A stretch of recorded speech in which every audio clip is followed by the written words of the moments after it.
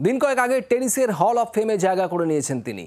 আর তারপর নিজের শহর কলকাতায় এসে লিয়েন্ডার পেজ জানিয়ে দিলেন ইস্ট বেঙ্গলের ক্রীড়া দিবসে আসতে পেরে তিনি গর্বিত। ভারতের হয়ে প্রায় 100-র কাছাকাছি ডেভিস কাপ ম্যাচ জিতেছেন তিনি, আর গ্র্যান্ড স্ল্যাম 18টি। কলকাতা শহরের এমনই প্রতিভার নাম লিয়ান্ডার আদ্রিয়ান পেজ। মঙ্গলবার লাল হলুদের ক্রীড়া দিবসে সম্মানিত হলেন লিয়ান্ডার। মঞ্চে তাকে বরণ করে নেওয়া হলো লাল হলুদ উত্তরীয় দিয়ে, যা পেয়ে আপ্লুত লিয়ান্ডার। মঞ্চে শোনাচ্ছিলেন ইস্টবেঙ্গল নিয়ে তার ছোটবেলা এবং আবেগের কথা।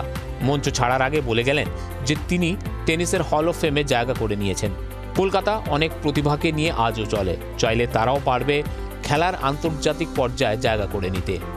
I'm so honored to bring the Hall of Fame trophy back to West Bengal, to Kolkata, where it belongs, to be the first Indian athlete and the first Asian athlete to be inducted into the International Tennis Hall of Fame. This one belongs to every single Indian on the planet, and it belongs to a whole community for supporting me through my entire career. So if I can, you can.